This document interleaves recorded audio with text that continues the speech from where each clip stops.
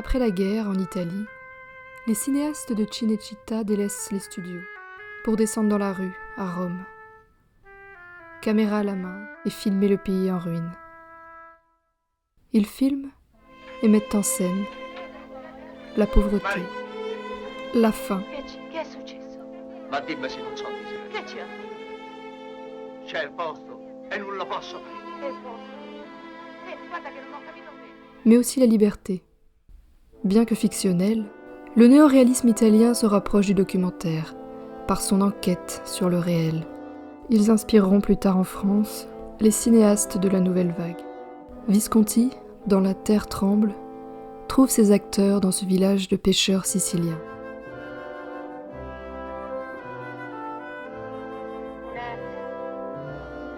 Tutto meraviglioso. Un mare e avanti.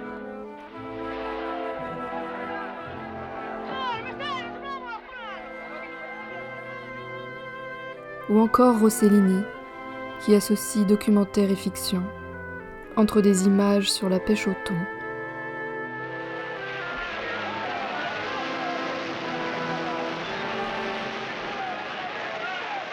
et une Ingrid Bergman apeurée.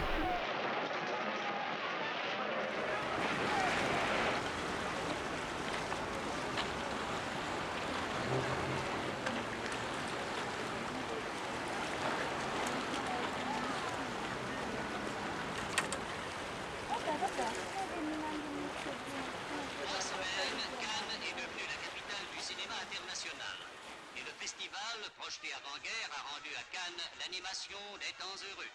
Sur la croisette, pavoisée aux couleurs des 19 nations participantes, la classique bataille de fleurs a préludé aux compétitions des maîtres films choisis dans la production de chaque pays. Dans cette compétition pacifique, quelle place emportera le cinéma français ?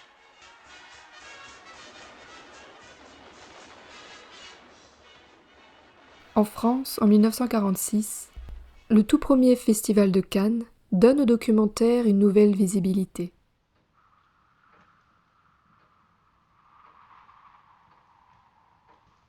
Quelle misère ce pétrole.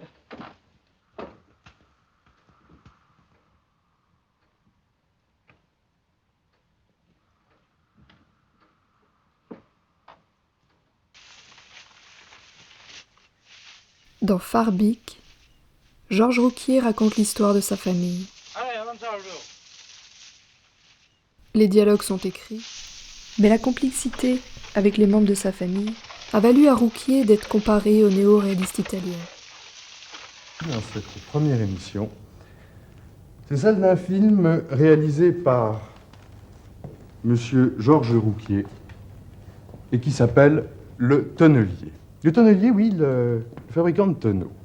C'est un film qui a une extraordinaire unité, qui est classique, comme on parle des classiques français du XVIIe. Il raconte une histoire qui se déroule dans un seul temps. Il y a une unité de temps qui se déroule dans un seul lieu, qui est l'atelier de fabrication du tonneau. Et on peut se demander, on peut vous demander, Monsieur Rouquier, pourquoi vous avez choisi ce sujet. Le point de départ de ce film, c'est avant tout un souvenir d'enfance. Ce tonnelier, je le connaissais, ou plutôt c'est lui qui m'a connu très jeune. Premier point. Deuxième point, il était à Lunel, un petit village qui se situe entre Nîmes et Montpellier, et c'est aussi le petit village qui m'a vu naître. C'était donc pour moi plus facile. C'est donc une histoire qui vous a attaché dès votre enfance, qui vous a frappé. C'est une histoire qui m'a frappé, enfin, dès mon enfance au fond, sans que je le sache, c'est beaucoup plus tard, n'est-ce Oui, pas, vous en avez pris conscience. que j'en ai pris conscience. Et donc, à partir de là, il fallait bâtir un film. J'ai donc acheté le manuel du parfait petit tonnelier, et j'ai donc étudié la construction du tonneau. Je la connaissais déjà, mais mal. Et là, vraiment, je l'ai très bien étudié, vous comprenez? Alors, ça, plus mes souvenirs, c'est comme ça que j'ai écrit mon scénario.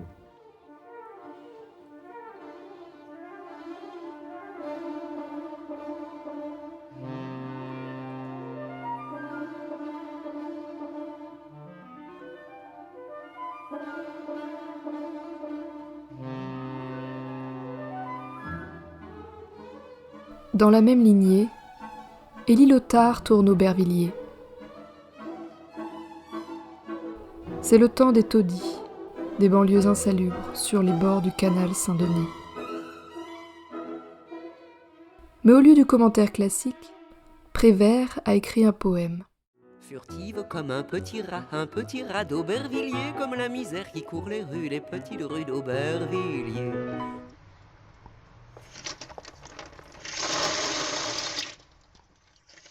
L'eau courante court sur le pavé d'Aubervilliers. Elle se dépêche, elle est pressée. On dirait qu'elle veut échapper à Aubervilliers. Prévert reviendra au poème, notamment avec La Seine a rencontré Paris, de Joris Ivens. Vous l'entendez roucouler, dit un grand seigneur des berges en estivant du quai de la Râpée. Le fleuve amour, tu parles si je m'en balance. C'est pas un fleuve la Seine, c'est l'amour en personne, c'est ma rivière à moi, mon petit point du jour.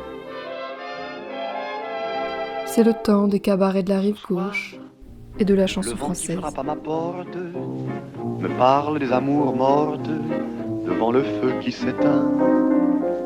Ce soir, c'est une chanson d'automne dans la maison qui frissonne et je pense aux jours lointains.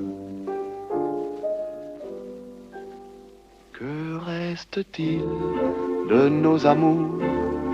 Que reste-t-il de ces beaux jours? Une photo, vieille photo de ma Le documentaire jeunesse. va être le témoin des artistes.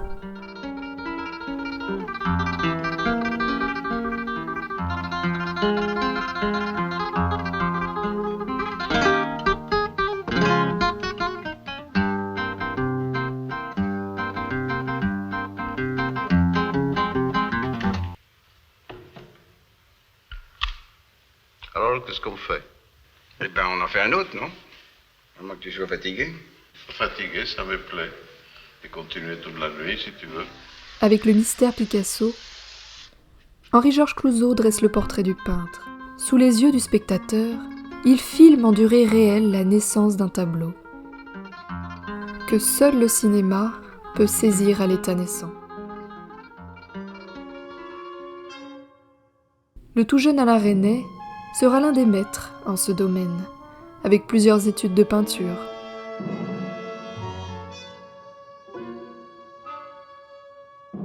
Ou d'hommage. Il fera d'une commande publicitaire une œuvre d'art.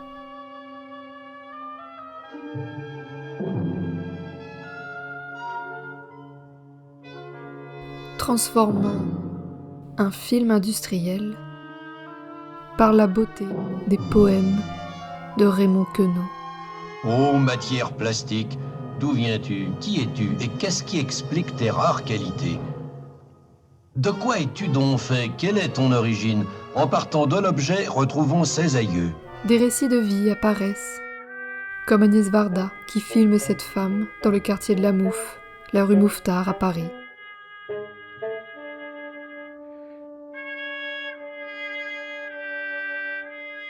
Le marché, ses habitants, la vie en quelque sorte. À la fin des années 50, le documentaire en France cherche à se réinventer, à trouver un second souffle. La plupart des cinéastes passent à la fiction, comme Alain Resnais ou Georges Franju. Pourtant, ceux qui resteront fidèles au documentaire l'accompagneront au cours d'une révolution unique.